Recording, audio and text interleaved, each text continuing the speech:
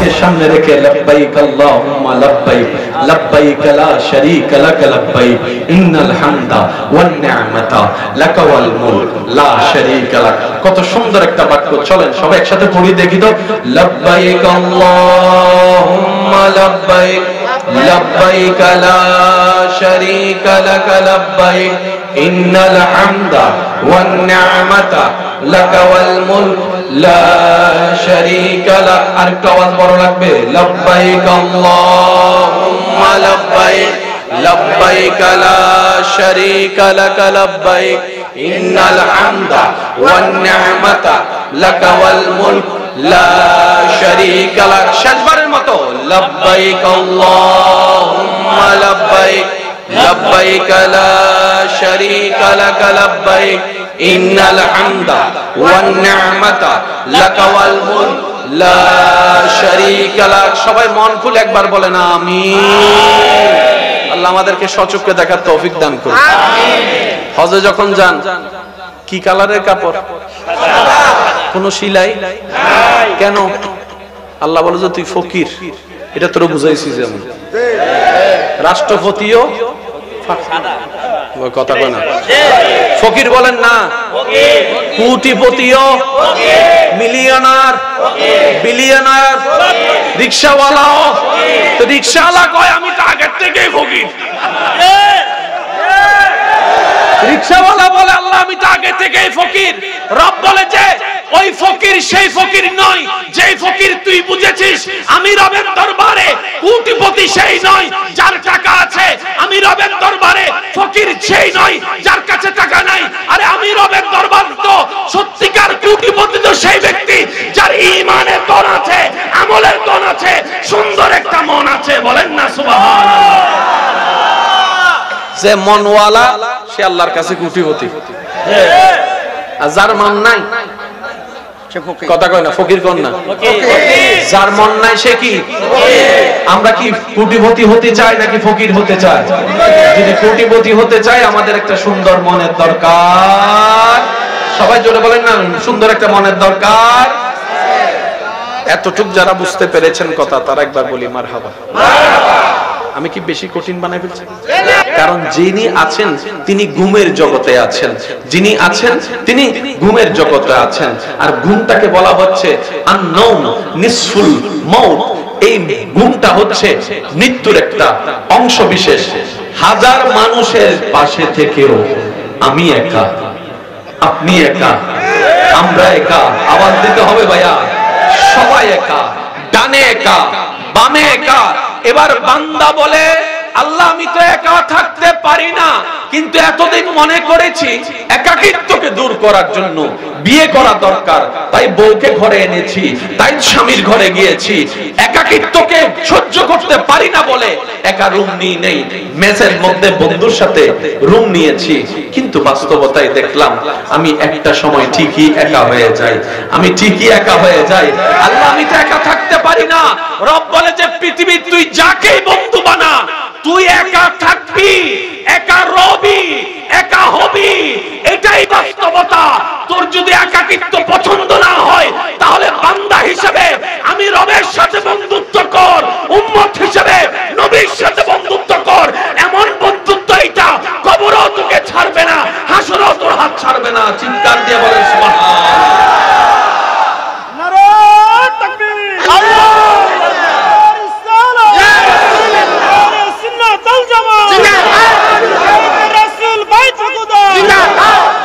উচ্চ আওয়াজ একবার বলি মারহাবা। আমি আশিকদের আওয়াজ শুনি নাই, যার যত শক্তি আছে একবার বলেন মারহাবা। এই আলোচনা তারাই শুনবেন যারা লাফসান, যারা লাফসান তারা শুনবেন। আর যারা আইসি খাইছি মরে যাবো এত লাভের কিন্তু না শুনলেও চলবে। তবে হাসরের ময়দানে দেখা হবে, হাসরের ময়দানে দেখা হবে।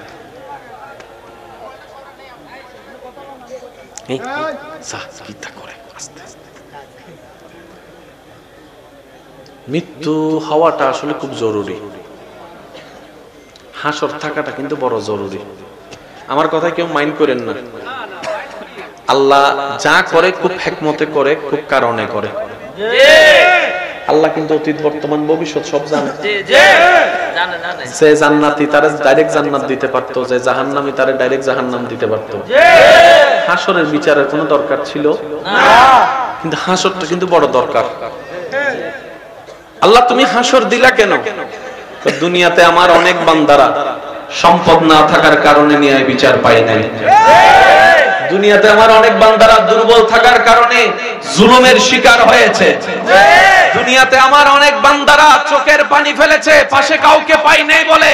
বান্দারা তোরা টেনশন করিস না, তোদের বিচার দুনিয়াতে হোক না হোক, ন্যায় বিচার পা না পা, হাসরে আমার কাছে আয়, আমি তোদের পক্ষ হই, আমি রব আহকামুল হাকিমিন, সেই দিন ন্যায় বিচার করে দিব। আসলে হাসরের দরকার আছে, জোরে বলেন না হাসরের দরকার আছে। যারা জুলুম করে মামুগুলা হাসরে যে কিতা করিব, কিছু কথা কয় না কেন? কারণ তাদের পক্ষে কথা বলার কোনো উকিল জোরে বলেন না, তাদের পক্ষে কথা বলার কোনো উকিল, কিন্তু মজলুমের পক্ষে কথা বলার জন্য উকিল হিসেবে নবী রাহমাতুল লিল আলামিন দাঁড়িয়ে যাবে। সুবহানাল্লাহ, সুবহানাল্লাহর আওয়াজ আরো জোরে হবে, বলি সুবহানাল্লাহ। যার যত শক্তি আছে প্রাণ খুলে একবার রবের প্রশংসায় বলি সুবহানাল্লাহ।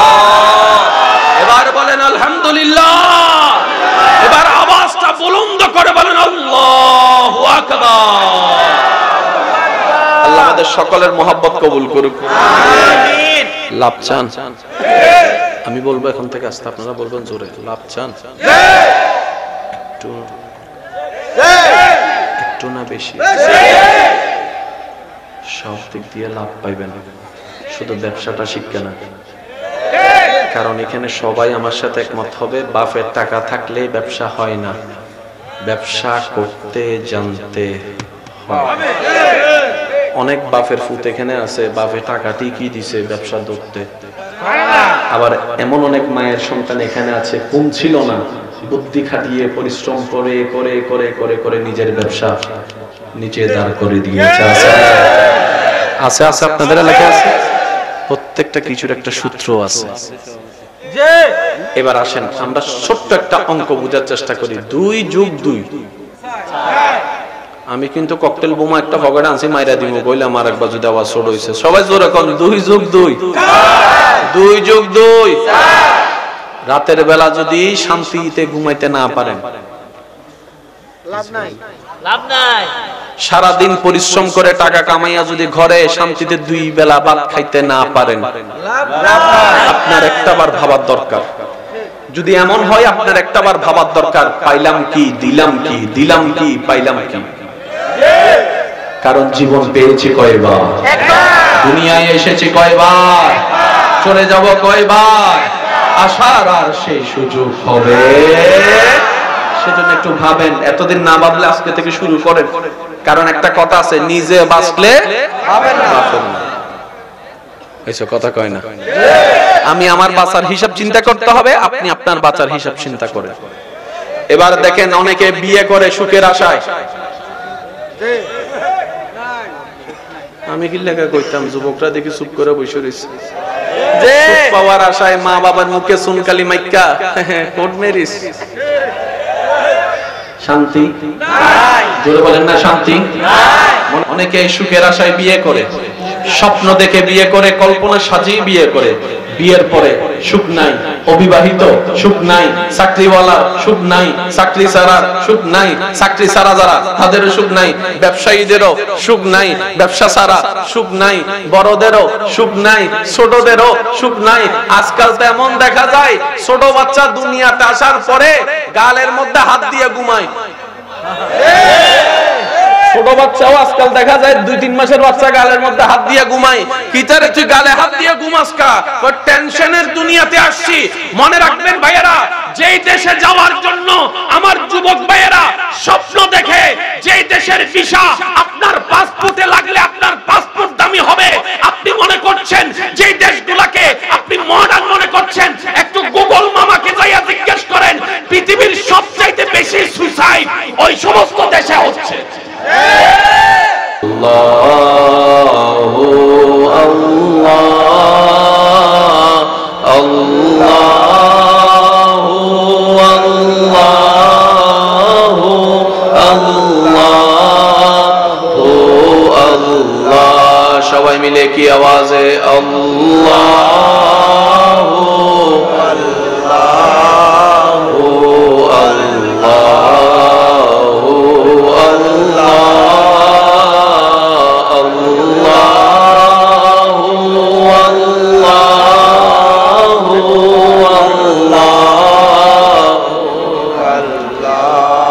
الصبح بدا من طلعته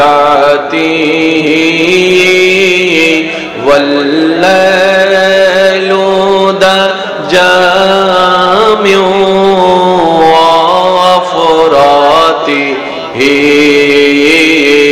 الله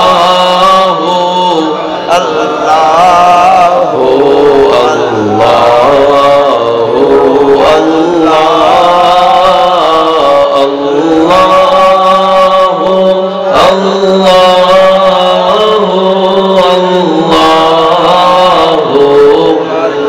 দেখি শেষবারের মতো যার যত শক্তি আছে সবাই মিলে মোহাব্বতের ঈমানি আওয়াজে আল্লাহু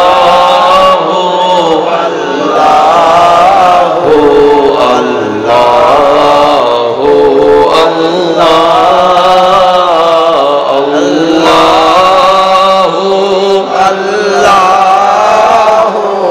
আল্লাহু কিতারে তোদের কি টাকার অভাব? কয় না। গাড়ির অভাব? কয় না। কয় তোরা গাড়ি কিনতে লাগে 2 কোটি, আমরা সেটা কিনি মাত্র 30 লাখে। একটু বুঝা নেন না রে ভাই, বুঝা নেন। তোরা যেটা 2 কোটি দিয়ে কিনস আমরা সেটা 30 লাখে পাইয়া যাই, কারণ আমাদের এখানে এত লম্বা ট্যাক্স নাই। কথা বলেন না, ট্যাক্স নাই। তো তোমরা কিসের অভাবে? বলে যে সব আছে জানিস, শান্তি নাই, শান্তি নাই। তুই কি কি করেছিস? বলে যে এখানে শান্তি পাওয়ার জন্য বন্ধুর কথা শুনে, বন্ধুর কথা শুনে। কথা বলে না রে ভাই, বন্ধুর কথা শুনে গাঁজা নামক শব্দ ট্রাই করেছি, বিয়ার খেয়েছি, ড্রিঙ্কস করেছি, মেয়েদেরকে নিয়ে অনেক ঘোরাফেরা করেছি, গার্লফ্রেন্ড বানিয়েছি, বয়ফ্রেন্ড বানিয়েছি, টাকা উড়িয়েছি, কিন্তু দিন শেষে দেখা যায় 2টা মিনিট সুখে থাকলো আর শান্তিতে আমি থাকতে পারি না, আমি শান্তিতে থাকতে পারি না, আমি শান্তিতে থাকতে পারি না। তোরা যে দেশ থেকে আমার দেশে আসার চিন্তা করছিস, আমার দেশে শান্তি নাই, ওদিকে শান্তি নাই। আমার ঈমানি ভাইয়েরা কি প্রস্তুত আছে? সবাই সবাই প্রস্তুত আছে? আওয়াজ দিয়ে বলেন সবাই প্রস্তুত আছে? যে যাই করুক, যে দলেরই হোক, যেই মতেরই হোক, সবারই চাওয়া একটু সুখে থাকা, একটু শান্তিতে থাকা, লবণ দিয়ে ভাত খেলেও যেন একটু শান্তিতে থাকতে পারে। এটাই তো সবার সুখ, এটাই তো সবার চাওয়া, এটাই তো সবার স্বপ্ন। বাংলাদেশের চাঁদপুরে সুখ শান্তির তেমন দেখা নাই, ঢাকায় গেলাম রাজধানীতে সুখ শান্তির দেখা নাই, ইন্ডিয়া আমেরিকা ঘুরে আসলাম সুখ শান্তির দেখা নাই, বিচের মধ্যে গেলাম সুখ শান্তির দেখা নাই, অ্যাপেল টাওয়ার গেলাম সুখ শান্তির দেখা নাই, সিডনিতে গেলাম সুখ শান্তির দেখা নাই, প্যারিস গেলাম সুখ শান্তির দেখা নাই। এবার বান্দা খুঁজে ওই সুখ তুই কোথায়, তুই কোথায়, তোকে আমার চাই, তোকে আমার লাগবে। এবার সেই বান্দাটা একজন আল্লাহ ওয়ালার কথা শুনে একদিন সেই যাই নামাজ বিছিয়ে রবের দরবারে সিজদায় যখন চলে যায়, তখন দেখে সেকেন্ড যত সামনে যায় তার অশান্ত মন শান্তি হতে থাকে, শান্তি হতে থাকে, শান্তি হতে থাকে। সে বুঝতে পারে শান্তি আসলে কোথাও নাই, রবের দরবারে শান্তি পাওয়া যায়। আল্লাহু আকবার।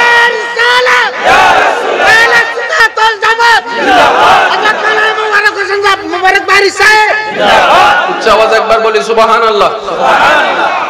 একজন মানুষ দাঁড়ায় বলতে পারবেন আমি সুখী আছি? বলেন না রে ভাই। সবার কথা বাদ দেন, আমাদের সাবেক রাষ্ট্রপতি ওনার একটা ইন্টারভিউ আছে, দেখেন কয় রাষ্ট্রপতি হওয়ার পরে আমার জীবন পুরো তেজপাতা, খাইতেও পারি না, চাইতেও পারি না, ডিম যেটা দেয় ডিমটা একজনে খাইয়া দেয়। কথা বলেন না রে ভাই। যুবকরা চুপ থাকলে তো মানায় না, একটু জোরে বলেন না, ঠিক কিনা? ইউটিউব সাসার কাছে আছে তো, গুগল হইলো মামা, ইউটিউব হইলো সাসা, ফেসবুক হইলো কাকা, মনে থাকবনি? ইউটিউব সাসার কাছে আছে, দেখেন বাংলাদেশের সর্বোচ্চ দামি পদ উনি বলছে আমার, অথচ আপনার এলাকায় গাছতলায় বসে সেই পাগলটাকে দেখেন। আমি কেমনে বুঝাইতাম আপনাদেরকে, মানুষ সুখে থাকার নিদর্শন কোথায় দেখা যায়? চেহারায় বলেন না, কোথায়? পাগলের হাসি কখনো খেয়াল করছেন? একটু খেয়াল করে দেখেন, গুগলে যায় পাগলের হাসির মতো সুন্দর হাসি কি আপনাদের কি বুঝতে কষ্ট হচ্ছে? কথা বলতে কষ্ট হচ্ছে? একটু রিপ্লাই দিতে হবে ভাইয়া। পাগলের মতো সুন্দর হাসি আপনি নিজের হাসি তার সামনে রাখলে হারাই যাবে। কেন জানেন? আমরা হাসি মুখ থেকে, বেশিরভাগ হাসি অভিনয়। আমার মা বোনদেরকে যায় জিজ্ঞেস করেন, সারাটা দিন কষ্ট করে অত হাজার অপমান সহ্য করে, কষ্ট সহ্য করতে না পেরে রাতের মধ্যে বালিশ বিজে বিজে কান্না করে। শ্বশুর বাড়িতে আবার কান্না করলে জামিলা, সেজন্য কেউ আসলে রুম থেকে বের হওয়ার আগে চোখ টোকে মুছে মুখ টুক ধুয়ে হাসির অভিনয়, ভালো থাকার অভিনয় নিয়ে খালা শাশুড়ি মামি শাশুড়ির সামনে আসতে হয়। মনের ভিতর কি যায় বাহিরে বুঝতে দেওয়া যায় না, না হয় স্বামী ছোট হয়ে যাবে, শ্বশুর শাশুড়ি ছোট হয়ে যাবে। এই যে হাজার কষ্ট বুকে রেখে আমার বোনটা যে হাসির অভিনয় করছে, আপনার আশেপাশের মানুষ যে হাসির অভিনয় করছে, একটু খবর নিয়ে দেখেন, বেশিরভাগ হাসি যদি একটু ল্যাবরেটরিতে চেকআপ করা হয়, সব হাসির মধ্যে ফরমালিন পাওয়া যাবে, ফরমালিন পাওয়া যাবে, ফরমালিন পাওয়া যাবে। মনের হাসি কোথাও খুঁজে পাওয়া যায় না, কিন্তু পক্ষান্তরে দেখা যায় আগুন সামনে, কিন্তু ইব্রাহিম নবীর জবানে হাসি দেখা যাচ্ছে। সুবহানাল্লাহ।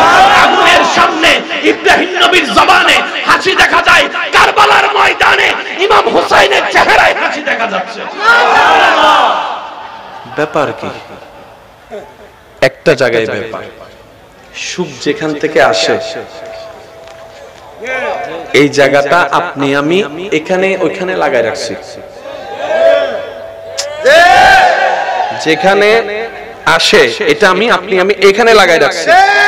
আর যারা চালাক সত্যিকার বুদ্ধিমান তারা বলে যে এখানে লাগাইলে একদিক থেকে সুখ আসবে, 10 দিক থেকে কষ্ট আসবে, দরকার নাই রিস্ক নেওয়ার, ডাইরেক্ট রবের দরবারে লাগাই রাখছে। এবার রব ডাক দিয়ে বলে, হুয়াল্লাযী আনজালাস সাকিনাতা ফি কুলুবিল মুমিনিন। বান্দারে, তোর অশান্ত মনে সুখ কেউ দিতে পারবে না, আমি রবই দিতে পারবো। চিৎকার দিয়ে বলেন না সুবহানাল্লাহ। যারা লাভ চান, আমি আমার জায়গায় আছি, আমি আমার জায়গায় আছি, যারা লাভ চান তারা আজকে থেকে এটা সব জায়গা থেকে ডিসকানেক্ট করে ওইখানে লাগার চেষ্টা করেন। এবার আমার ভাই আমাকে বলবে, আমি যদি এটা ওইখানের দিকে লাগাই তাহলে স্বামী হিসেবে যে বউকে মায়া করতে হবে, ওই মায়াটা করব কেমনে? দিল তো ওইখানে দিয়ে দিয়েছি। আমি স্বামী স্ত্রী হিসেবে স্বামীকে শ্রদ্ধা কেমনে করব? দিল তো ওইখানে দিয়ে দিয়েছি।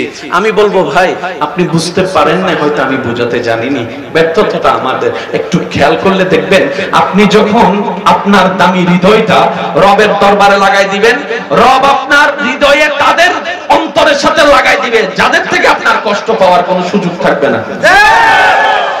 তার মানে আচ্ছা খাওয়ার কোনো সুযোগ এই কয়েকজনের চেহারা পাল্টাইলিছে, সেকা খাওয়ার কোনো সুযোগ নাই। সেকা খাওয়ার ইচ্ছা আছে না? আসেনি না। সেকার অফার নাম বেকা। কতজন তো সেকা খাইয়া, কিরে যুবকরা কথা বলছে না যে? কতজনে সেকা খাইয়া রাতভর সুখ থেকে ফানি ফইরা ফইরা এমন তো কষ্ট কমানোর জন্য বলে করে। তো কষ্ট কমানোর জন্য যেটা খায় এটা খাইয়া কিডনিও নষ্ট করে, লিভারও নষ্ট করে, কষ্ট আরো 3 গুণ বাইরে যায়। আরো জোরে বলেন ঠিক কিনা? এটা তো সত্যিকার ভালো বুদ্ধিমান ব্যবসায়ীর কাজ হতে পারে। আমার একটা কথা ক্লিয়ার, দেনেওয়ালা যেখানে আমাদের রব, আমরা নিব না কেন? এত বড় একজন মালিকের বান্দা হয়ে আমরা ফকির থাকবো তা তো হতে পারে না। সেজন্য তিনি তাকে দেন যিনি তার দরবারে ফকির হন। আল্লাহর ঘরে যখন আমরা যাই, উমরা, ভাইয়া প্লিজ, আল্লাহর ঘরে আমরা যখন যাই উমরাতে কিংবা হজে, যারা গিয়েছেন এমন কেউ থাকলে একটু হাত তোলেন, একটু হাত তোলেন না? তোলেন, অনেকে হাত তুলেছেন, আলহামদুলিল্লাহ। যারা আজকের এই প্রশ্নে হাত তুলতে পারেননি, আল্লাহ সবাইকে একবার এমন প্রশ্নে হাত তোলার মতো সুযোগ দান করুন। নিজের সচক্ষে কাবা দেখার তৌফিক দান করুন।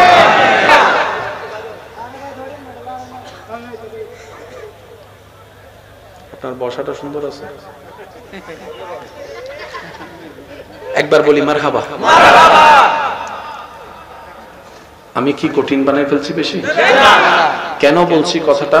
এই মুহূর্তে মাইকের আওয়াজ যতটুকু যাচ্ছে, বিশেষ করে কোন তালেবুল ইলম ভাইয়েরা যদি থাকেন, আমি হাত জোর করে অনুরোধ করে বলছি মনোযোগ দেন।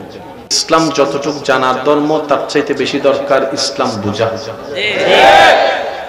এই কথায় সবাই একমত আছেন? আর ইসলাম কখনো অন্যের কষ্টের কারণ হয় না। ইসলাম মানবতার ধর্ম।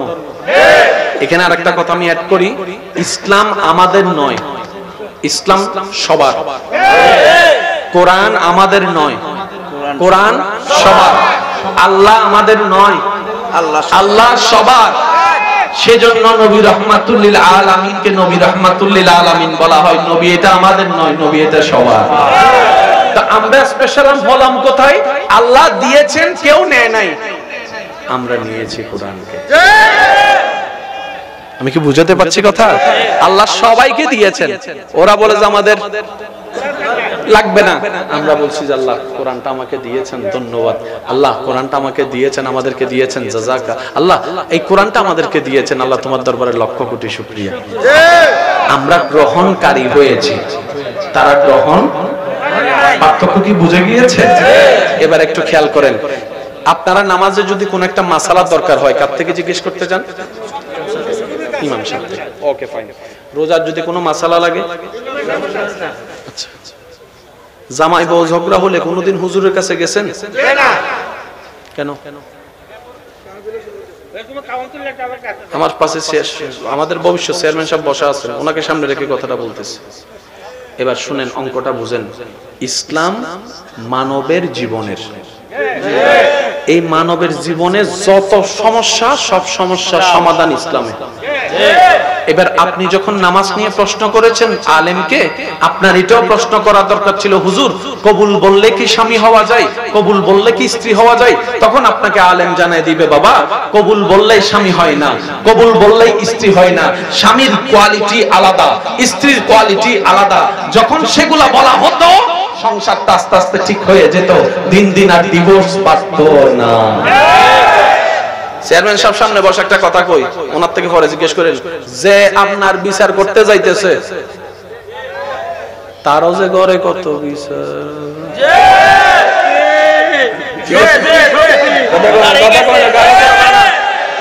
যিনি সমাধান করতে যাচ্ছে, ওনার ঘরের সমাধান করার জন্য উনি আরেকজনকে খুঁজতেছে। এবার যে আসছে সমাধান করতে টাকা থেকে, ওনার ঘরও 2 মিনিট আগে ঝগড়া লাগছে। যে আইসা বলতেছে ঝগড়া করিস না, জামাই বউ মিল্লা থাক, এর 2 মিনিট পরে বউয়ে ফোন করে কয় কি তারে তোরে বিয়ে কইরা তো আমার জীবন শেষ। ঠিক আছে, আমি মনে বুঝাইতে পারতেছি না মনে আপনাদের। যে বিচার করতে গেছে ওনার ঘরও সমাধান, কিন্তু ইসলামের ঘরে প্রত্যেকটা কিছুর সমাধান আছে, সমাধান আছে। এই মেন্টালিটি গুলো আমাদেরকে একটু পাল্টাতে হবে। বেশিরভাগ জামাই জানে না জামাই কারে বলে, বেশিরভাগ বউ জানে না বউ কারে বলে, যার কারণে কবুল বললে মনে হয় জামাই বউ হয়ে গেছে। মাফ চাই, দোয়াও চাই। কবুল বললে যদি স্বামীত্ব অর্জন করা যায়, মাওলা আলীর মতো স্বামীকে আপনি কি বলবেন? 3 কবুল বললে যদি বউ হওয়া যায়, আসিয়া আলাইহিস সালামের মতো বউকে আপনি কি বলবেন? কবুল বললে হয় না। আশা করি আপনারা আমার সাথে একমত হবেন জিনিসটা, কারণ আমরা ডিভোর্স পছন্দ করি না। আশা করি কেউ করে না ডিভোর্স হোক, এটা কেউ পছন্দ করে না। এই সমস্যার সমাধান কোথাও নাই। এখানে আমি আরেকটা জিনিস অ্যাড করি, আমার চেয়ারম্যান সাহেব আছে, উনি শুধু দোয়া দিতে থাকুক আজকে, আমি বলতে থাকি। ওনারা যত বিচার করেছেন তার মধ্যে একটা বিচার আছে, মা শাশুড়ি আর বউ। শাশুড়ির পক্ষে কইলে মার পক্ষে গেলে বউ নারাজ হয়, বউয়ের পক্ষে কইলে মা নারাজ হয়। মাঝখানে একজন স্ত্রীর স্বামী, মার সন্তান। এবার সে কই ঘরও আইতাম না, যা তোরা যেমনে যাবার জাগা। সারাদিন কামাই টামাই আইনা যদি মার মুখে শুনি বউয়ের বিচার, বউয়ের মুখে শুনি যদি মার বিচার, এবং মার কথা শুনে যদি বউয়ের পক্ষে যায়, তখন এলাকার মানুষ কই এই বউয়ের গোলাম হয়ে গেছে গা, এই বউয়ের গোলাম হয়ে গেছে। আবার যখন বউয়ের কথা শুনি মার বিচার করতে যাই, তখন হয়ে যায় আমি বিয়াদব, তখন হয়ে যায় আমি অসভ্য। আরে আমি মানুষটা যাব তো যাব কোন দিকে? সমাধান কোথাও সমাধান নাই। এবার আমার ভাই বিভিন্ন জায়গায় গেছে, শেষ পর্যন্ত একজনের যায় কয় ভাই এই সমস্যা, কিটা কস আমারও তো কি অবস্থা। ঠিক আছে, এবার ইসলাম দেখেন কত সুন্দর একটা সমাধান দিচ্ছে। আচ্ছা সুবহানাল্লাহ রেখে দেননি, ঘরে যায় কইন না, আর একটু আস্তে করে বলেন সুবহানাল্লাহ। ইসলাম বলে, মনোযোগ আছে সবার, ইসলাম বলে আল্লাহ আমি ইসলামকে ইন্নাদ-দীনা ইনদাল্লাহিল ইসলাম বানিয়েছেন। সুবহানাল্লাহ। আল্লাহ আমি ইসলামের ভিতরে আল ইয়াউমা আকমালতু লাকুম দীনাকুম ওয়া আতমামতু আলাইকুম নিয়ামতি দান করেছেন। সুবহানাল্লাহ। সেজন্য আমি ইসলামকে যারা জ্ঞানীরা বুঝেছে তারা ইসলামকে বলেছে কোড অফ লাইফ, মানব জীবনের সমস্ত সমস্যার সমাধান ইসলামে আল্লাহ দান করেছেন। বলি সুবহানাল্লাহ। এক কথায় যদি বলতে হয় ইসলাম কেন গ্রহণ করব, ইসলাম কেন পালন করব, উত্তর একটাই, সুন্দর সুস্থ শান্তির জীবন যাদের দরকার তাদের এই ইসলামের দরকার। কথা বলেন ঠিক কিনা? আরেকটু জোরে বলেন ঠিক কিনা? এবার আসেন, আপনার শাশুড়ি, মা আর বউ কয়জন? ছেলে, স্বামী। এবার উনি মার কি? ছেলে। মার কি? বউয়ের কি? এবার ইসলাম কি সুন্দর সমাধান। ভাইয়া ভাইয়া একটু একটু প্লিজ। ইসলাম বলে শোনো, তুমি আগে বুঝো তুমি কে। আমি কে মানে কি? আই এম একটা কিছু, এগুলো তো আমি জানি, এগুলো কইস না, আগে তুই বুঝ তুই কে। ইসলাম জিজ্ঞেস করে তুমি তোমার মার কি? বলে যে আমি আমার মার সন্তান। তুমি তোমার বউয়ের কি? আমি আমার বউয়ের স্বামী। এবার ইসলাম বলে যে আচ্ছা তুমি তোমার মায়ের কোথায় বলো তো একটু দেখি, কোথায় থাকতে চাও? তখন সে বলে যে আমার জান্নাত তো আমার মায়ের পায়ের নিচে। আমার জান্নাত তো আমার মায়ের পায়ের নিচে। আচ্ছা তোমার বউ তোমাকে কোথায় রাখে? বলে যে আমার বউ তো আমাকে সবসময় মাথায় তুলে রাখে, টাকা না কামাইলেও শ্বশুর বাড়িতে আমার নামে প্রশংসা করে মাথায় তুলে রাখার চেষ্টা করে। আমি হাজার খারাপ হলো আমার বউ আমার সব জায়গায় সুনাম করে আমাকে মাথার উপর তুলে রাখার চেষ্টা করে, কারণ আমার বউ চিন্তা করে স্বামী যদি সমাজে বড় থাকে অটোমেটিক বউ বড় এমনিই হয়ে যাবে। কথা বলেন ঠিক কিনা? আমার বউ আমাকে মাথার উপর রাখে, আমার মায়ের পায়ের নিচে আমি থাকতে চাই। ইসলাম বলে যে সমাধান তো হয়ে গেছে। তুমি তোমার মায়ের সামনে যখন যাবা পায়ের নিচে থাকবা, আর বউয়ের কাছে যখন যাবা বউ তোমাকে মাথায় তুলে রাখবে। এই একটা সেক্টর। আর তুমি নিজ দায়িত্বে মাকে তোমার মাথার উপর রাখো, আর তোমার বউকে তোমার বুকের মধ্যে স্থান দিয়ে দাও। বউ থাকবে বুকে। আচ্ছা বিয়া তারা কথাই কইতেছে না। বউ থাকবে মা থাকবে, মাথার বুক তো এক জায়গায় নয়। মাথার সেক্টর আলাদা, বুকের সেক্টর তো। প্যাঁচটা কোথায় লাগছে? আমরা সেক্টর গুলাকে আলাদা করে বিবেচনা করতে জানি নাই, চলতে জানি নাই। দোষটা এই আর কয় না। তাহলে কোন দোষটা? ইসলামের, দোষটা নবীর, দোষটা কোরআনের। আওয়াজ দিয়ে বলেন দোষটা কাদের? কারণ আমরা ইসলামকে বুঝার চেষ্টা করি না, আমরা শুধু সময় কাটাই। কার কি দোষ, কার কি ভুল, হেতে কিতা করছে, হতে কিতা করছে, কার ফেসবুকে কিতা হইছে, কার নামে কি ভিডিও হইছে, আল্লাহ মজা। দিন শেষে দেখা যায় আমি নিজের কর্ম গুণে কামাইছি 3 বস্তা গুনাহ, হাসরে যাইয়ার মধ্যে দেখি 15 বস্তা গুনাহ। ফেরেশতারে কইলাম 3 বস্তা না গুনাহ আমার হিসাব আছে, বাকিগুলা কোন জায়গা থেকে 12 বস্তা আসলো? তখন ফেরেশতা উত্তর দেয় ওই যে মানুষের নামে গীবত গাইছো, ওয়াইলুল লিকুল্লি হুমাজাতিল লুমাজা, এই সব গুলাইছে খাইছে রে। 3টা বস্তা নিজে কামাইছি, 12 বস্তা দেখি মানুষের। এবার বলেন সালাক সালাক সালাক না গাদা? জোরে কোন সালাক না গাদা? লস করলো না লাভ করলো? আর আমরা কি চাই?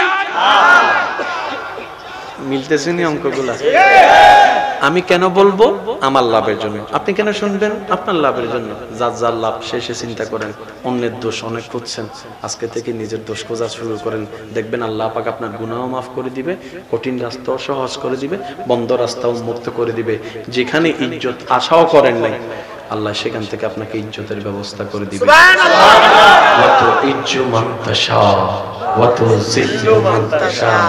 চিৎকার দিয়ে বলেন না সুবহানাল্লাহ।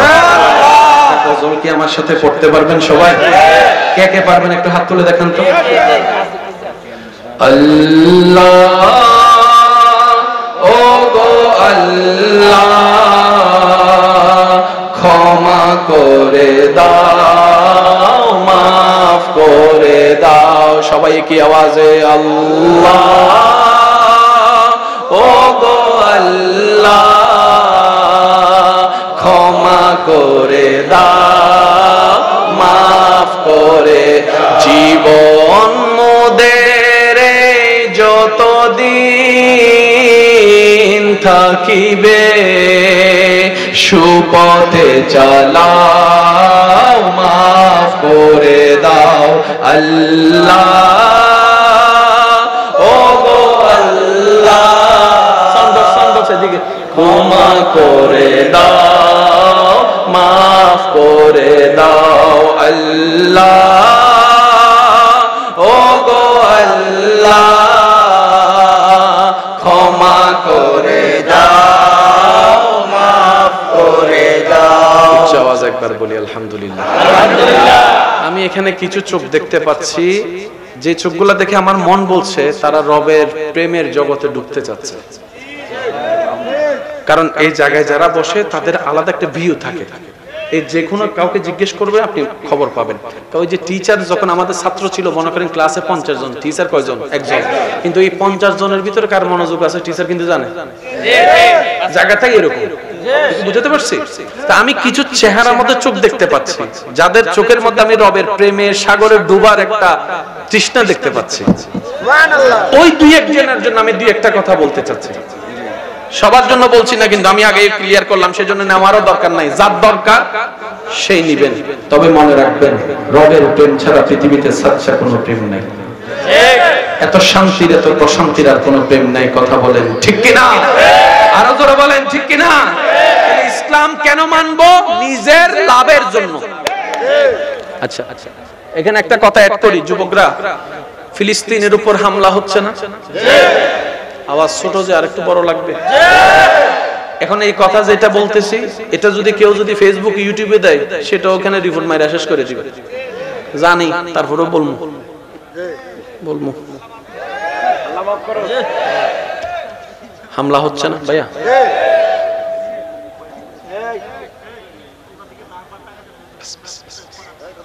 বাস, ফিলিস্তিনের উপর দিন দিন যে হামলা হচ্ছে সবাই দেখতেছে। ছবিগুলো ফেসবুকে দিয়ে প্রতিবাদ করলে ওই আইডিটাই নষ্ট করে দিচ্ছে, ওই পোস্টটাই নষ্ট করে দিচ্ছে। আমি সবাইকে সাথে নিয়ে আজকে একটা কথা বলতে চাই। তোমাদের মুখে মানবতা শব্দটা আর মানায় না। মানবতা শব্দের লেকচার তোমাদের মুখে মানায় না।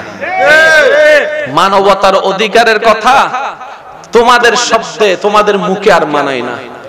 ফিলিস্তিনের ছোট্ট ছোট্ট মাসুম বাচ্চারা, দুধের বাচ্চাদেরকে বোমা মেরে তোমরা যে হত্যা করছো, তোমাদের মতো জালিমের মুখে মানবতার কথা মানায় না। ডান হাত তুলে দেখায় বলো ঠিক কিনা ভাইয়েরা? আরে তাকবীর, আল্লাহু আকবার, ইয়া রাসূলুল্লাহ। তৃতীয় নম্বর কথা, ভাইয়া কষ্ট হচ্ছে আপনাদের? যুদ্ধ করলে কে মারা যাবে? ছোট বাচ্চা নাকি বড়? আপনাদের এলাকায় যদি যুদ্ধ হয় কে মারা যাবে? বড়রা মারা যাবে। যুদ্ধের মধ্যে বড়রা মারা যায়। ছোট বাচ্চা তো মারা যাওয়ার প্রশ্ন না, কিন্তু ফিলিস্তিনের সব ছবিতে দেখবেন বাচ্চারা মারা যাচ্ছে। একটু ভেবে দেখেছেন কিরে, ছোট বাচ্চা যারই হোক, শত্রুর বাচ্চা হলো তো মানুষ গাল ধরে আদর করে, তো ছোট বাচ্চার প্রতি মায়া লাগে না? বুঝতেছেন বিষয়টা? এখনো পর্যন্ত কোন আলেম বলছে যারা মারতেছে তাদেরকে মেরে ফেলো, তাদের ছোট বাচ্চাকে মেরে ফেলো, তাদের বউদেরকে মেরে ফেলো? কারণ এটা ইসলাম। আমাদের নবী রাহমাতুল্লিল আলামিন যুদ্ধের ময়দানে যাওয়ার আগে সব সাহাবাকে বললেন, খবরদার কোন ছোট বাচ্চা যেন হামলার শিকার না হয়, কোন ঘরের বউ যেন হামলার শিকার না হয়, কোন মহিলা যেন হামলার শিকার না হয়, কারো দোকান ঘর বাড়ি যেন হামলার শিকার না হয়। ওলামায়ে কেরামের মওজুদিতে আমার যুবক ভাইদের জ্ঞাতার্থে একটা বিষয় আজকে আমি আপনাদেরকে জানাই রাখি, ইসলামে অনেক যুদ্ধ হয়েছে সত্য, উহুদের যুদ্ধ, বদরের যুদ্ধ, খন্দকের যুদ্ধ, ওলামায়ে কেরামকে সাক্ষী রেখে একটা কথা বলি, একটা যুদ্ধ আমাদের নবীর পক্ষ থেকে যায় নাই। আবার বলছি শুনুন, আমাদের নবীর পক্ষ থেকে একটা যুদ্ধ যায় না। তাহলে এতগুলো যুদ্ধ হলো কিভাবে? শুনুন, পুরাঙ্গটা মিলাইলে বুঝতে পারবেন। ইসলামের প্রথম যুদ্ধের নাম কোন যুদ্ধ? জোরে বলেন না। যখন বদর যুদ্ধের জন্য তারা আসতেছে তখন আপনার আমার নবী কোথায় ছিলেন? জোরে বলেন না। মদিনা শরীফে কোথায় ছিলেন? তো যুদ্ধ তো মদিনা শরীফে হওয়ার কথা। মদিনা থেকে 70 মাইল দূরে বদর হলো কেন? তার মানে মাঝখানে কিছু একটা ফেস আছে। এবার আমি বলছি, ও যুবক, আজকে থেকে প্রাউড ফিল করতে পারবা। যুদ্ধ কেউ পছন্দ করে না? কোন সুস্থ মানুষ যুদ্ধ পছন্দ করে না? আরে যেখানে আমরা ডিভোর্স পছন্দ করি না, যুদ্ধ কেমনে পছন্দ করব? শুনেন, নবীজিকে হত্যা করা, নবীকে আক্রমণ করার জন্য তারা যখন 1000 বাহিনী বের হয়ে গেছে, ভাইয়া ভাইয়া অনুরোধ করছি, নবীজির উপর টার্গেট করে যখন তারা মক্কা থেকে বের হয়ে গেছে, নবী তখন মদিনায়। তো নবীজি যখন দেখলেন তারা আমাকে হামলা করতে গিয়ে অটোমেটিক স্বাভাবিক মানুষের ঘরে হামলা করবে, দোকানে হামলা করবে, বাচ্চার মধ্যে হামলা করবে, মানুষের ঘরের বউয়ের মধ্যে হামলা করবে। আমি নবী চাই না আমার কারণে কারো কোনো ক্ষতি হোক, আমি মদিনা ছেড়ে সামনে চলে যাচ্ছি। নবীজি বের হওয়া শুরু করলেন।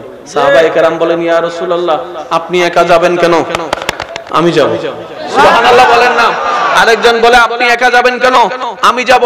আরেকজন বলে যে তলোয়ার কই? কই তলোয়ার লাগবে না, যতক্ষণ জান আছে নবীর পক্ষ থেকে কাজ করে যাব, ইসলামের পক্ষ থেকে কাজ করে যাব। সুবহানাল্লাহ সুবহানাল্লাহ সুবহানাল্লাহ। একজনে বলে যে যুদ্ধের বল্লম নাই, কেমনে যুদ্ধ করবা? তাদের তো অনেক বল্লম, তাদের তো অনেক ঘোড়া আছে, তাদের তো অনেক যুদ্ধ সামগ্রী আছে, তোমাদের তো কিচ্ছু নাই, 313 জনের বহর, কি এমন করে তরাই ফেলবা? সাহাবায়ে কেরাম বলে, আরে এগুলো তোমরা বুঝবা না, এক শক্তি এক যুদ্ধ করতে হয় দেহের শক্তি দিয়ে। আমরা মুসলমানেরা সাহাবায়ে কেরাম যুদ্ধের ময়দানে যাচ্ছি দেহের শক্তি দিয়ে নয়, ঈমানি শক্তি দিয়ে। নারে তাকবীর, আল্লাহু আকবার, নারে রিসালাত, আল্লামা সৈয়দ মুকাররম বারী সাহেব জিন্দাবাদ। একটা গুড নিউজ আছে, শুনবেন? তারা মুসলমানকে শেষ করার জন্য বোম দিতেছেন। ফিলিস্তিনিবাসী ধৈর্য দেখে বাচ্চা কোলে নিয়ে মা যখন বলতেছে, আল্লাহ তোমার দরবারে শুকরিয়া, তুমি আমাকে শহীদের মা হওয়ার তৌফিক দিয়েছো। বাবা সন্তানের লাশ নিয়ে কাফন মোড়া কাপড় নিয়ে গালে চুমু খেয়ে খেয়ে বলছে, আল্লাহ তোমার দরবারে লক্ষ কোটি শুকরিয়া, আমাকে জান্নাতে যাওয়ার রাস্তা তুমি সহজ করে দিয়েছো। প্রত্যেকটা মুহূর্তে খানা থাক না থাক, পানি থাক না থাক, ঘর ভেঙে যাচ্ছে, এই করছে সে করছে, কিন্তু জবানে একটা শব্দ কিন্তু বারবার শোনা যাচ্ছে, আলহামদুলিল্লাহ, আল্লাহু আকবার, আলহামদুলিল্লাহ, আল্লাহু আকবার। নেট দুনিয়ায় এই সমস্ত ভিডিও যখন যাচ্ছে, চিন্তাবিদ যারা তাদের চিন্তার সাগরে তুফান তুলে দিচ্ছে। কিরে, এত অত্যাচারের পরও আল্লাহর নাম ছাড়ছে না, এই আল্লাহর নামে আছে কি একটু দেখতে হবে। এই দেখতে গিয়ে হাজার হাজার মানুষ কালিমা পড়ে মুসলমান হয়ে যাচ্ছে। একটু রিচার্জ করে দেখলে আপনি নিজেও বুঝতে পারবেন। আমার নিজের চোখে পড়ছে এরকম 3টা ভিডিও। সুবহানাল্লাহ বলেন না? তারা মুসলমানকে শেষ করতে চাচ্ছে, এদিকে মুসলমান জোরে বলেন না, জোরে বলেন না, জোরে বলেন না। মুসলমান দিন দিন জোরে বলেন, মুসলমান দিন দিন। এখানে একটা কথা আমার যুবক ভাইদেরকে বলছি, অনেকে আপনার ব্রেন ওয়াশ করবে, আল্লাহ থাকলে ফিলিস্তিনের পক্ষে কথা বলছে না কেন? কিছু কথা বলে না। ফিলিস্তিনে ছোট ছোট বাচ্চাদেরকে হত্যা করা হচ্ছে, তোমাদের আল্লাহকে এত বড় ডাকার হচ্ছে, আল্লাহ কথা বলছে না কেন? সাহায্য করছে না কেন? অনেকে আপনার ঈমানের দুর্বলতার জায়গার মধ্যে অ্যাটাক করে আপনাকে ঈমান থেকে দূরে নিয়ে যাওয়ার চেষ্টা করবে। একটা কথা মনে রাখবেন, এই ফেরাউন মূসা নবীর উপর অনেক অত্যাচার করেছে। আল্লাহ সবাইকে সময় দেয়, সবাইকে সময় দেন, তাদেরকেও সময় দিচ্ছে, কিন্তু যেদিন ধরবে এদিন আর কোন রেহাই থাকবে। উড়াই হল উড়াই উড়াই। আরো জোরে বলেন না, ঠিক কিনা? আসলে এগুলা ফিলিস্তিনের উপর অত্যাচার করা হচ্ছে না, ইমাম মাহদি আসার রাস্তা খোলা হচ্ছে। যে কি বলেন আপনারা, ঠিক কিনা? ইমাম মাহদি আসার একটা উপযুক্ত রাস্তা তৈরি হচ্ছে, বলেন না সুবহানাল্লাহ। আমার আলোচনা আমি দীর্ঘায়ু করব না, কিন্তু আমি ওই কয়েকটা কথা বলে আমি বিদায় নিব আপনাদের থেকে। কষ্ট হচ্ছে না তো আপনাদের? এবার শুনুন, এবার শুনুন, আল্লাহ আমাদের থেকে চাই কি? আল্লাহ আমাদের থেকে চাই কি?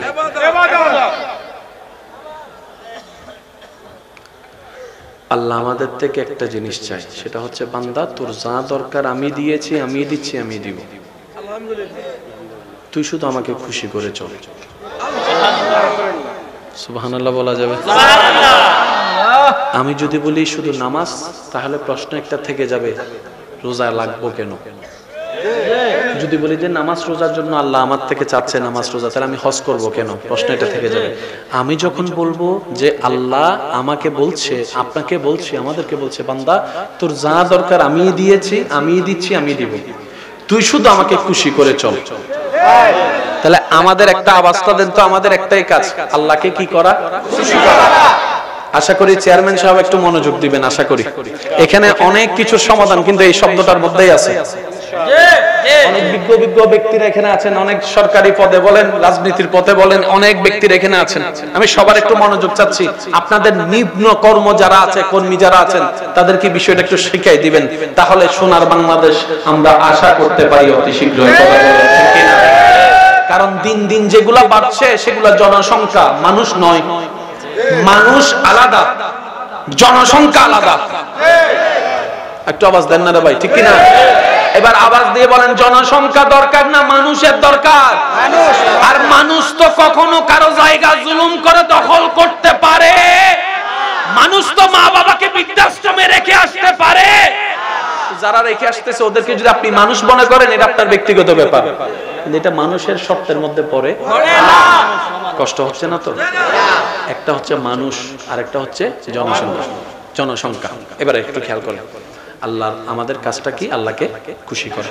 এবার আমি বলতে থাকবো, আপনারা শুধু বলতে থাকবেন সুবহানাল্লাহ। কি বলবেন? সুবহানাল্লাহ। এত আস্তে আওয়াজে? সুবহানাল্লাহ। আর একটু জোরে আওয়াজে বলি সুবহানাল্লাহ। এবার কেউ যদি আপনাকে প্রশ্ন করে 5 ওয়াক্ত নামাজ পড়ছো কেন, আপনি উত্তর দিবেন আমার রবকে খুশি করার জন্য। সুবহানাল্লাহ। কেউ যদি জিজ্ঞেস করে ঠান্ডা পানি দিয়ে শীতের সকালে ওযু বানাচ্ছো কেন, উত্তর একটাই, আমার রবকে খুশি করার জন্য। পাশ থেকে যদি প্রশ্ন আসে দুপুর বেলায় তৃষ্ণা বুকে নিয়ে রমজানে তুমি কিছু খাচ্ছ না কেন, উত্তর একটাই, আমার রবকে খুশি করার জন্য। নিজের লক্ষ লক্ষ জমানো টাকা দিয়ে তুমি হজ করতে যাচ্ছ কেন, রবকে খুশি করার জন্য। নিজের টাকা যাকাতের মাধ্যমে বিলিয়ে দিচ্ছ কেন, উত্তর একটাই, রবকে খুশি করার জন্য।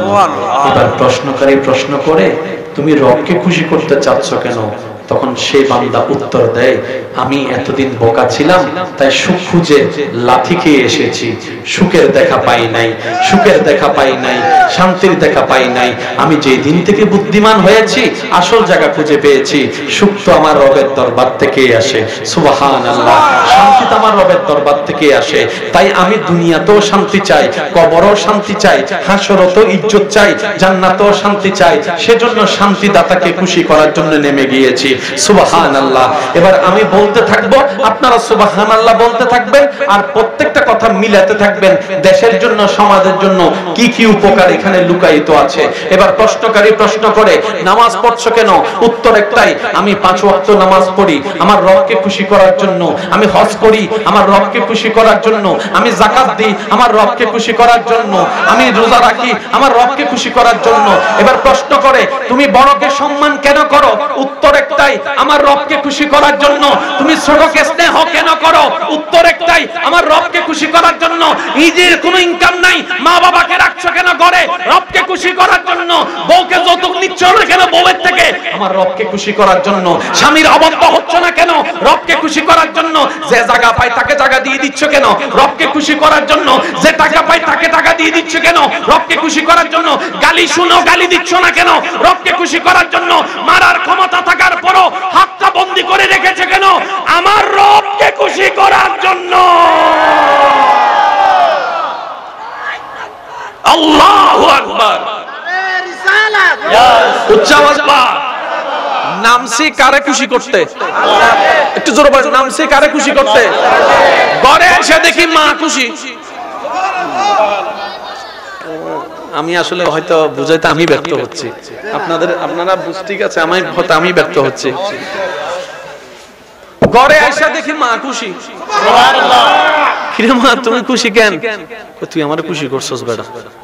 আমি তো খুশি করতে নামছি আল্লাহরে, তুমি কোন দিকে খুশি হয়ে গেলা?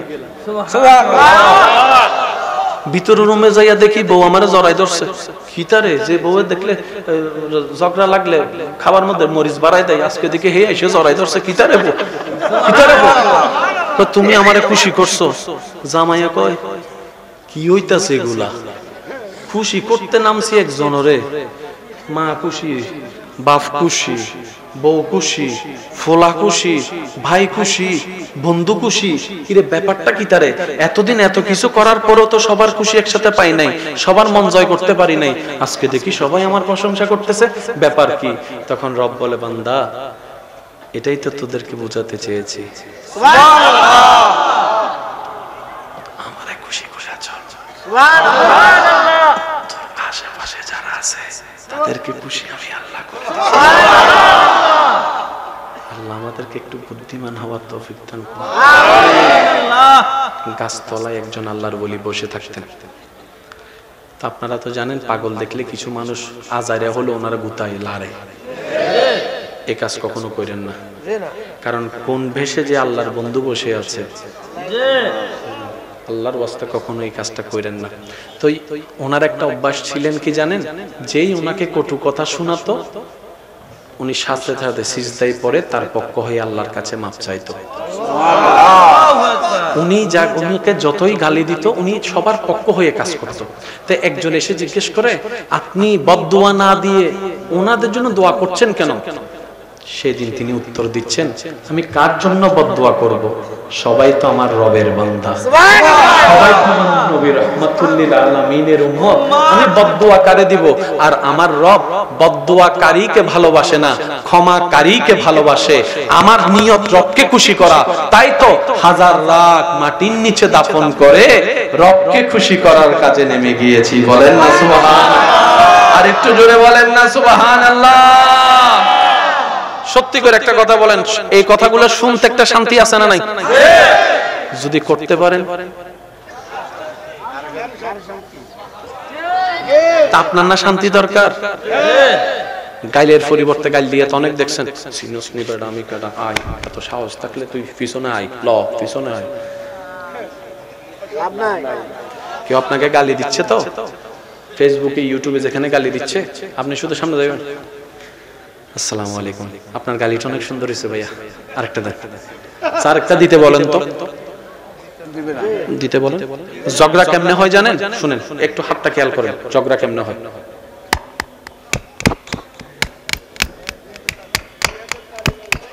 1 থেকে 2, 2 থেকে 3, 3 থেকে পাল্টা পাল্টি।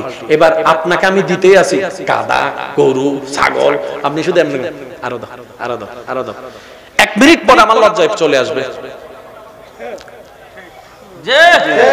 ফুটবল খেলা কেন মজা লাগে জানেন? ইতে দিকে মারে, ইতে দিকে মারে। আচ্ছা, আর্জেন্টিনা নামাই দেন পিছন, বাইরে বিরোধী দল কোনো খেলোয়াড় নাই, স্টেডিয়ামে কোন খেলোয়াড় কোন খেলা দেখতে যাবে? আপনি যাবেন না টাকা কাটতে, কেউ যদি কয় ফ্রি ল যা, কাল লগে কি খেলা এটা তো কইলি না, আর্জেন্টিনা নামছে তো, বিরোধী দল কয় বিরোধী দল কেউ নাই, খেলা নেই, খেলা নেই। ক্রিকেট মজা লাগে, বলারের চিন্তা হচ্ছে আমি কেমনে আউট করব, 100% চেষ্টা। ব্যাটসম্যানের চিন্তা হলো আমি কেমনে ছক্কা মারবো, 100%। ফিল্ডারের কাছে হলো আমি বলটা দৌড়ে ছাড়বো। সব দিক থেকে যখন একসাথে বোমা যায় তখন আপনি মনে কুড়ি বাবাজি মজা হয়েছে, কথা বলেন ঠিক কিনা? আচ্ছা, আর্জেন্টিনা ব্রাজিলের লগে যদি নেপালের খেলা হয় দেখতে যাবেন? যাবেন? ওইগুলো তো এমনি ফালারা দিলে গোল, ওইটা কি দেখবো বেড়া। খেলা কোনটা জমে? বরাবর টক্কর টক্কর লাগলে না। এই ঝগড়ার মধ্যে কাজটা মনে রাখেন। আপনারা যে ফেসবুকে যায় ঝগড়া করেন, আবার অনেকে আছে যে অন্যকে ইঙ্গিত মাইরা পোস্ট একটা দেয়, আপনারা দেখছেন কিনা জানি না। আচ্ছা, আপনার সাথে তার কি হয়েছে সবাই কি জানে? তখন একজন যায় জিজ্ঞেস করে, ভাই কি হয়েছে? তখন সে উত্তর দেয়, না তেমন কিছু না, এটা বলা যাবে না। তো বলা না গেলে এখানে বলছোস কেন? কি আজব কাহিনী, খোসা মাইরা কথা বলে, আর যে লেখে সে মনে করে কি আমি যারে লিখতেছি হে এটা দেখবো। আজীব ব্যাপার, এত হাজার হাজার পোস্টের ভিতরে আপনার পোস্ট দেখলো কি না আপনি কেমনে বুঝবেন? এখানে না লেখা, মামলাটা এখানে না দিয়ে রবের দরবারে একবার দেন, তারপরে দেখেন না আপনার রব কি করে। আমি কি বুঝাতে পারছি কথা? কিছুদিন পর আমাদের কাছে কোন মাস আসবে? রমজান। ভাইয়া একটু কি মাস? রমজান। আপনারা বিরক্ত হলে আমি ছেড়ে দিচ্ছি। আমার দাঁড়ানো ভাইরা আপনাদের কষ্ট হচ্ছে? রমজানে কি রাখবো আমরা? কাকে খুশি করার জন্য? এইবার মাইকের আওয়াজ যতটুকু যাচ্ছে আমি সবার মনোযোগ আকর্ষণ করছি, বিশেষ মনোযোগ। নামাজ ফরজ, রোজা ফরজ, হজ, যাকাত। একটু মনোযোগ দিবেন, একটু মনোযোগ দিবেন, আমি অনুরোধ করে বলছি। নামাজ একরকম, রোজা একরকম, হজ, যাকাত, কিন্তু চারটাই ফরজ। ফরজ মানে আল্লাহর পছন্দের। কিন্তু কখনো কি আমরা ভাবছি নামাজ এমন কেন, রোজা এমন কেন, হজ এমন কেন, যাকাত এমন কেন? বাবার টাইম নেই। হুজুর আসছেন?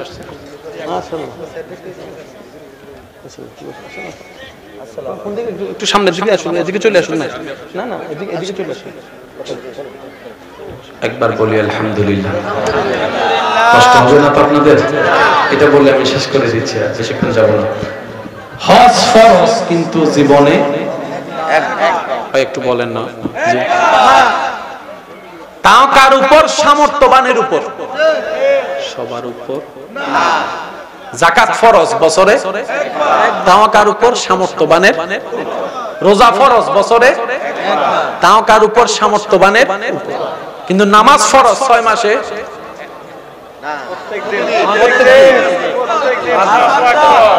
কার উপর? যার সামর্থ্য নাই তার উপরও। আল্লাহ আমি দাঁড়াইতে পারি না, আল্লাহ কই বই পড়। আল্লাহ আমার যে ডায়রি হইছে বসতেও পারি না।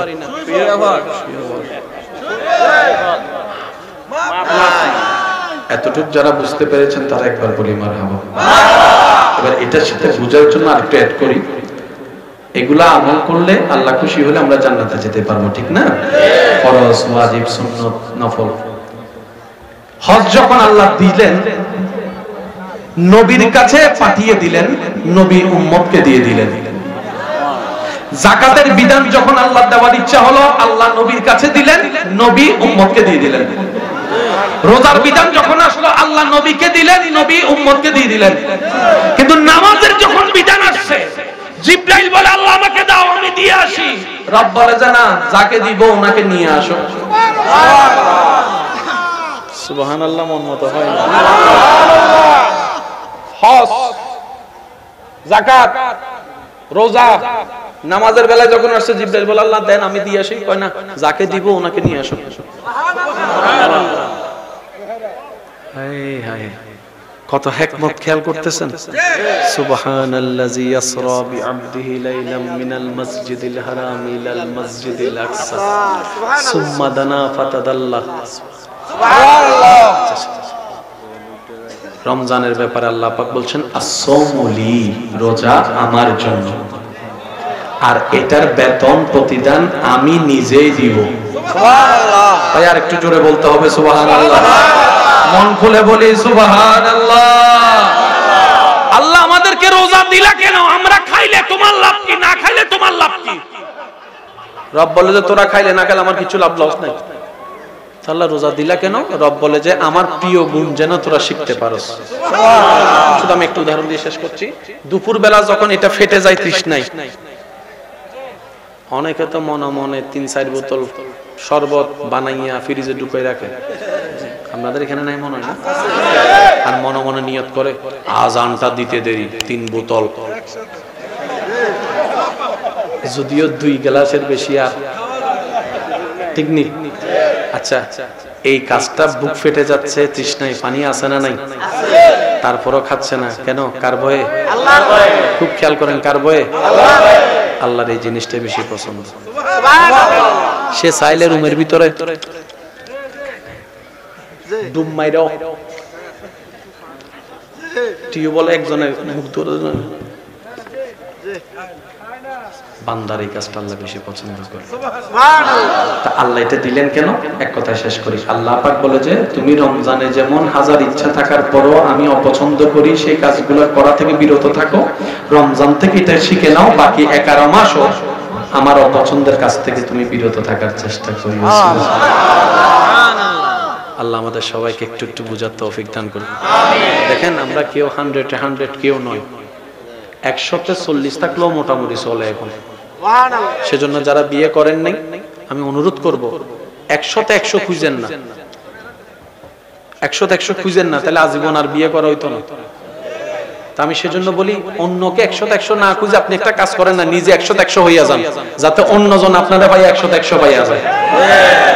100 খোঁজার দরকার। দিনদারিটাকে সবার উপরে রাখবেন, আল্লাহ এবং রাসূলের প্রেমটা কেমন আছে সেটা দেখবেন। আল্লাহ প্রত্যেকটা সংসারে শান্তি নাজিল করুক, আমিন। আর যারা বিবাহিত আছেন, নি বিবাহিত এখানে আসেনি? স্যার বিয়ে করেন না কে কে হাত তুলেন? বিয়ে করেন নাই, বিয়ে করেন নাই।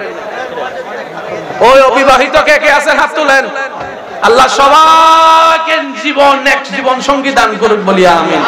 আর যারা বিবাহিত আছেন আজকে থেকে ঘরে যাইয়া বউর একবার আই লাভ ইউ কইবেন। পারবেন ইনশাআল্লাহ?